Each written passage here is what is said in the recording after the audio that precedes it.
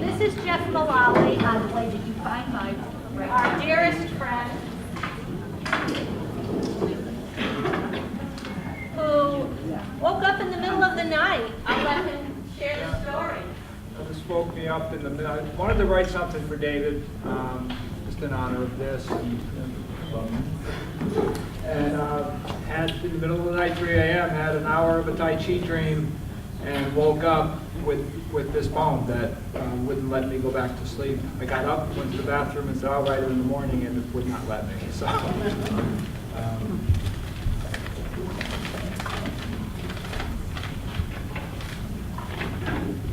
the master wrote a poem, profound, poignant, powerful, funny, loving. The master brought the poem to us, laid it before us. We read it together and understood. One by one, we each took a word, studied it, listened to it, felt it, absorbed it, made it our own. When that was done, the poem lay before us, devoid of words. Then, together, we took this empty poem, stepped into it, inhabited it, moved in it.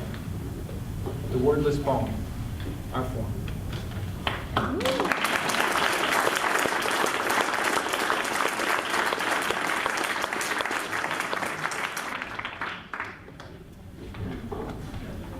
This is Steve Ureles.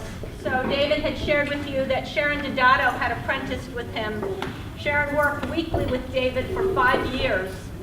And now Steve has been working on a weekly basis with David, doing private lessons, and he's apprenticing. Steve's an amazing teacher, and he's just going to say a few words. That being said, I still feel like dinner. So Debbie asked me would I talk a little bit about my experience with David and Eagle Quest, the school, in honor of 30 years. And so that makes me a middle guy because I'm just over 15 years. And my Tai Chi experience began with my dear friend Bob, who I grew up with. He lives in Duxbury. We go skiing together. I ski 1 week a year, and he called me up one day and said, hey, I discovered this new thing called Tai Chi. I think you might like it. It'll help your balance for skiing, and you know, it would be a good stress reliever. On my word, within 2 days, I'm at my kitchen table, drinking coffee, eating breakfast as I usually do. I open the paper, and there in the day paper is a picture of David. And he's advertising a Tai Chi class out of L&M in Old Line where I live, right down the street. So, of course, I had to check this out. My first impression of David was, this is a big white man. And he's thin on top, and he's got a ponytail from the 70s. And I thought, and he's dressed up in a way I'm not very accustomed to. And then I saw him move. And then I thought, wow, this guy can wear his hair any way he wants and dress any way. No one's going to mess with him. This is awesome. And then there was the matter of his belly. I didn't quite know what to make of it because he didn't look like a big, heavy guy. He doesn't eat that much. I thought maybe we'd go for beers afterwards, a class. And then he gave me a hug. And he did one of these, huh! And I moved away from the bus several feet backwards. And then I knew this was his powerhouse. So David talks about, first there's a lot of effing. I did a lot of that. Then there's a lot of effort. I did a lot of that, still doing some of that. And then it becomes effortless. And I'm getting better at that. So it didn't take long before the transformation started. The transformations are what we call changes. The chi starts to take over.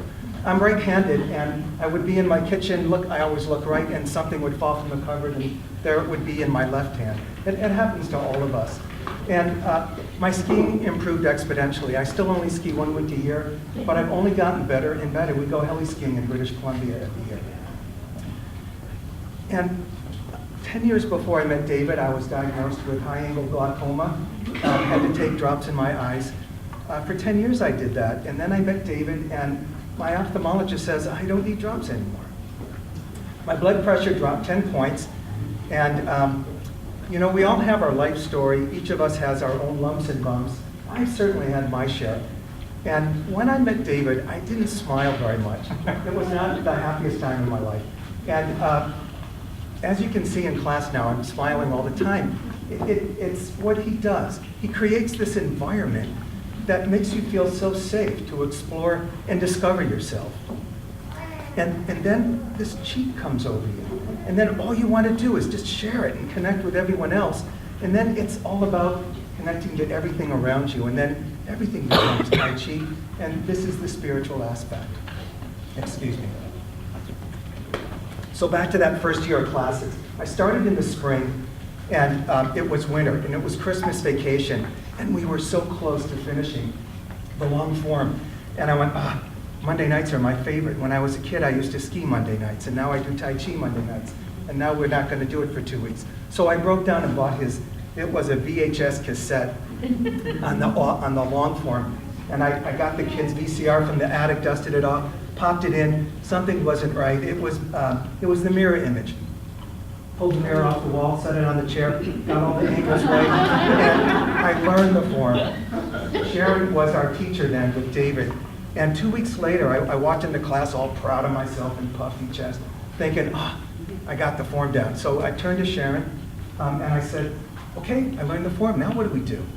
And she said to me, well, we always start the form turning left. Now, start the form in its opposite, turning right. So of course, she was our teacher, I listened to everything she said. So I went home and learned the form in its opposite. Well, it wasn't too long after that all of a sudden, one day after class, David gives me this little card. He doesn't say anything, just hands it to me. I go home, and it's a thank you note. It's a thank you note for all my hard work and inviting me to advanced studies. I thought, oh my gosh, I really made it. I'm going to learn how to push with the big boys. So first day of advanced studies was what we played in Rose Lodge. It was a beautiful, hot spring day, hotter than today. And I had to work. I usually work half a day on Saturdays. I came late. It was okay. I walked in. They were all outside on the porch. And they said, oh, good, Steve's here. Oh, just in time. Stand up on that ledge there, on the railing. Now, don't fall over. There's a drop there. But turn around, close your eyes, and fall back. Don't worry, we'll catch you. And I thought, that's the way it's going to be. So, of course, I closed my eyes, and I fell back. And they caught me. And I was hooked. And then came lunch. Well, David is a martial artist, but his wife, Debbie, is a culinary artist. In all my 15 years in advanced studies, never once have we had the same delicious meal. And that was it. I was hooked. I had drunk the Kool-Aid, and I could taste it. And it was all natural products. So, all I could do, it's human nature. You just want more. How far can you go for this ride? So then David was so kind. Let me start private lessons. So that's what we did every week, and we're still doing it, and I'm still learning. But all our private lessons always begin, as they did before, as they still do, with we sit down and we have a cup of tea or a cup of coffee, and I sit there and ask questions or we talk about life. It's all part of the Tai Chi lesson. But in those moments that David lets his hair down, and we're talking brother to brother, never once has he ever let up or let go of his persona. And that leads me to the room downstairs. What do you call it? It's his office. It's a library. There's books everywhere, all on Tai Chi. But there's a big desk there. It's his study. It's where he thinks, and he reads, and he writes. It's a little dark in there. It's not a man cave. There's no pool table or ping pong. But it's a sanctuary. It's where he meditates every day. And when I've gone down in the room, and whether we're meditating or we're doing I Ching reading or we're doing hypnosis, my experiences have always been profound and transforming. But there's all this whimsical stuff in there, like a Harry Potter cauldron of memories. There's artifacts of museum quality. And then there's the matter of these little tiny figures and the pictures on the wall of old Chinese prophets, of monks, all doing Tai Chi poses. And you look closely, and I swear, it's all David's face.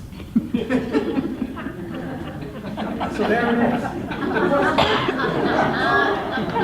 The question is, who is this guy?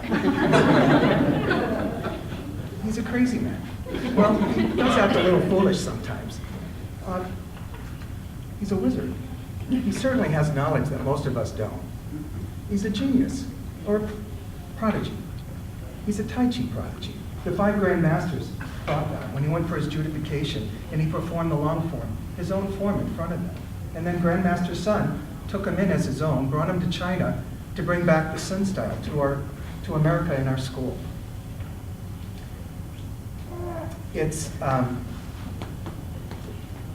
He talks about how when you imagine something long enough and hard enough, it can manifest itself as real. And whether we're talking about Chi or we're talking about Eagle Quest School, we the pupils are the manifestation of that imagination of his school. I do believe there's many lives and many masters, and I do believe David is the real thing.